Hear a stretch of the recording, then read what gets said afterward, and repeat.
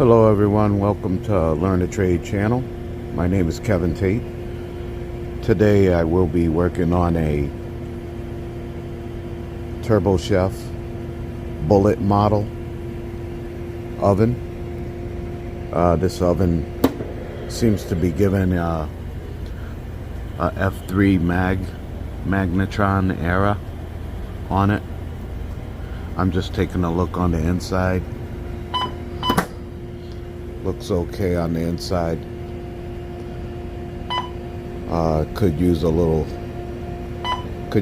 of cleaning actually, but that's for a later time. So right now I'm going into the service menu so that I can see how many errors are in the unit itself. Right now I'm in the service menu. I'm going to press service, go to fault log, and as you can see, go to the F3 errors first, and they have 204 magnetron current errors, so that's showing that there is an ongoing issue with it.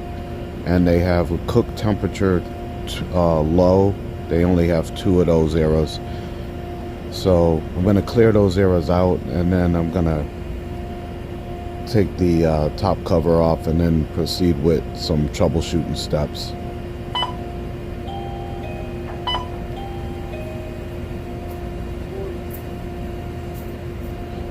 Errors are all cleared out, as you can see. I'm going to return to the main screen and then unplug the unit, and then I'll go ahead and take the top panel off and side panel and check out the high voltage circuit. Basically with the F3 mag errors, there's an issue within the high voltage circuit that is causing the 20 amp fuse to blow. So I'm gonna proceed and check out that high volt circuit. And just to let you know, you can also go through the videos. You could go to the TurboChef repair playlist on this channel, and you will be able to see other TurboChef repair videos as well. But I'm gonna go ahead and get this set up to troubleshoot, and then we'll take it from there.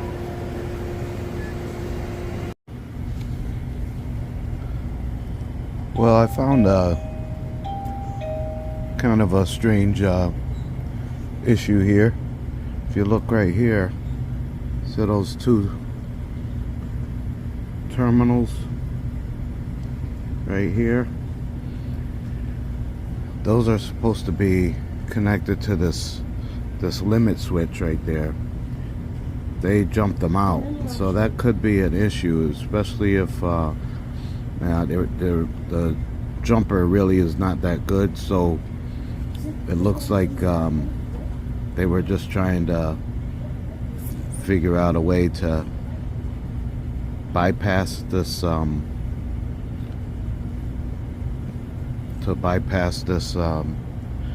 temp sensor. It's only a temp sensor, so it really, I didn't see any temp sensor errors in the service menu, so I'm not too sure why they even bothered trying to bypass that. So I'm just gonna pull that jumper out. They just put a little wire in there. It wasn't too secure at all, so that's interesting. And then I'm gonna connect those wires back onto the unit. Doesn't look like I don't think this was causing the issue, because it's really wouldn't affect the magnetron function. So I'm gonna first start by testing out these fuses, And again, remember there's 3 fuses on this board. And also, just as a reminder, when working on these Turbo Chef units, you always want to unplug your unit, power down the unit. Okay, so right now I'm just gonna go through, check the wiring. I'm gonna check the high voltage transformers. I'm gonna check the filament transformers. I'm gonna check out the diodes, and then I'm also gonna check out these fuses, and just to take a look around, because it has been worked on in the past by another company, so I want to make sure that stuff is correct, and take care of any changes that I need to do, and then I'll go from there.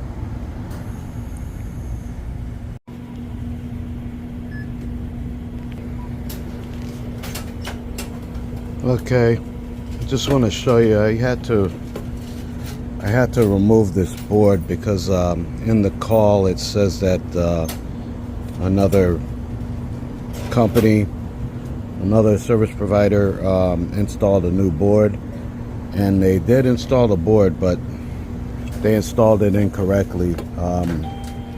I've done videos on these before, installing these boards, where they have they have 3 of these standoffs, and these standoffs should be removed.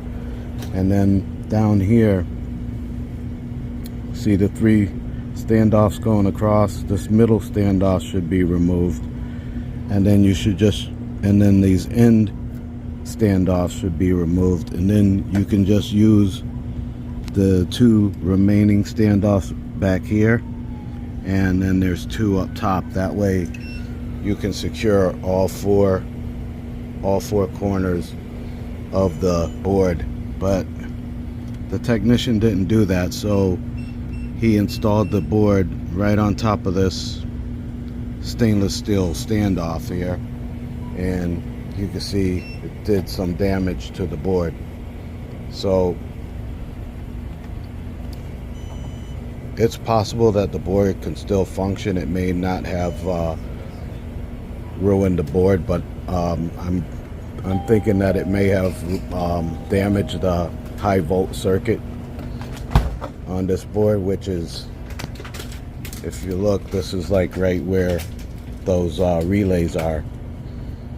Okay, the triacs right down here, and those are for the high volt circuit. So what I'm going to do is I'm going to go ahead and fix this and get this board installed correctly, and then we'll have to see from there if there's going to be need for a new board.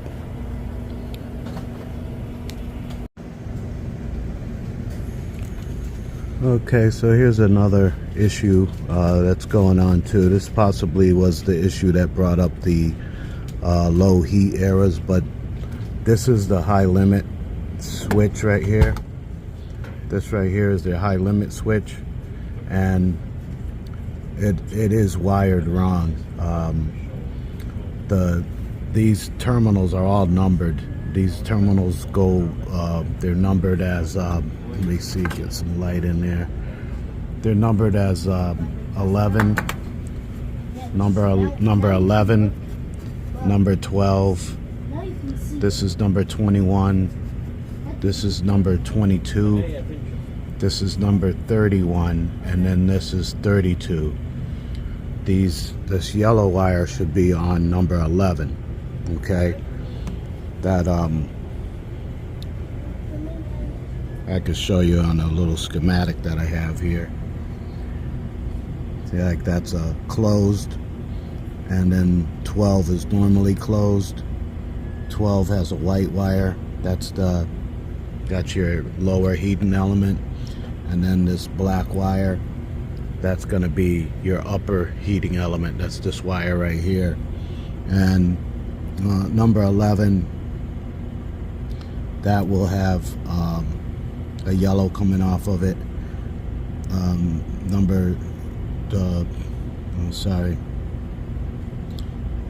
trying to clear that out. There you go. Number 21 should have a blue, and then 22 should be the white. I'm sorry, 12 should be the white wire, and 22 should be the black wire. So I'm gonna fix those issues on this heater element, but I still have some switching out to do, because I want to check out all of the components on here now, since I found that that board was installed incorrectly and possibly has been damaged. So I'm going to go ahead and check out the rest of these components and see what we find. Okay, now I'm back in test mode now. I just want to let you know everything that I did. I ended up taking this board, the control board, all the way out. I took it all the way out. I put the board back in the way it should have been installed. I removed the standoffs, these little standoffs that were underneath that were causing that board to short out. I ended up replacing both of the high voltage transformers in the back here. They weren't testing well on the primary side of the transformers. On the primary side, between terminals 1 and 2, you should get between 0.8 to 1 ohm. I was getting 0.5 ohms on each side, so I replaced those two. I replaced both diodes. I replaced the 25 amp fuse, and I replaced this capacitor on the right hand side because it did not test properly, and the terminal was not going all the way on to the capacitor terminal, so I replaced those. And then, as you saw earlier, I had to fix those wires that were on the high limit switch, which is in the back. For those of you that aren't familiar, I'm going to try to give you a look at that high voltage, that high limit switch. This is the high limit switch right here. That's your high limit switch, and you just press that button in. If you're ever having like heating issues, you can press that button in and it'll make contact, and then you should start getting a good heat up time on both of those heaters. If you don't, then you might want to look into replacing that high limit switch. So right now I'm in the test mode. You can see here my top heater is at 180. The infrared is at 188. The electrical compartment is at about 95 degrees. And my waveguide is not showing any amp draw right now, but I'm gonna do a little test on the magnetron right now. Just press and hold the magnetron button, and you can see right there I got about 8, that's reading 18 amps, but right here on my meter I'm reading 15.4. okay, and then you just let it go, and then you can hear the fans kick in for the magnetron that cools down those mags after they heat up. So I'm going to do one more test on that magnetron test.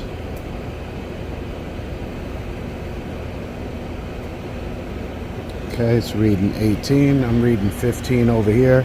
We're probably getting the extra amperage on the screen due to the other components within the unit. My meter is only measuring the current on the high voltage circuit.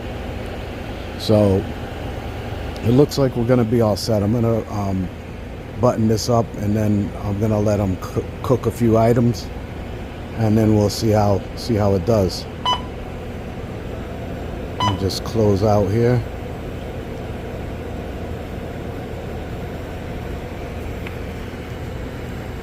Alright, so right now I'm still in cool down mode because I still have some parts to get put back on there, and then the panels and everything, get those all set, and then I'll let the customer start cooking some food. Okay, just gonna let you see here, it's already heated up to 501, or I'm sorry, 505, 506. It usually gets as high as 510. I've seen it get up to 510, but right now it's soaking in. So what that soak in means, in case you haven't seen some of the past videos, when it's soaking in, that's soaking in the cooking stone that's inside of the cook cavity. So it's making sure that that stone is the same temperature as inside the oven. It looks like we're going to be all set. I'm going to allow this to finish up the warm-up time, and then we're going to test it out. Okay, customer has already cooked pizza item. The pizza temped out fine.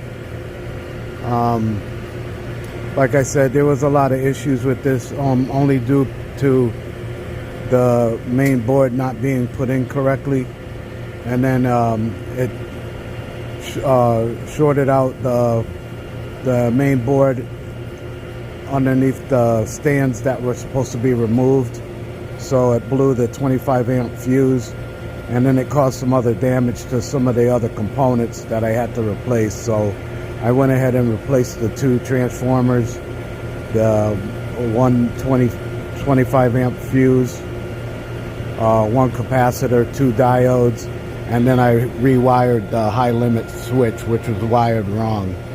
So those are some of the things that you need to be looking at when you work on these TurboChef units. You want to make sure that if you change out a board, that you make sure that you reinstall the board so that it's clear of any metal, so that it's not touching against any metal. You may even have to remove the standoffs in order to get it to sit right and position it right, so it's not shorting out.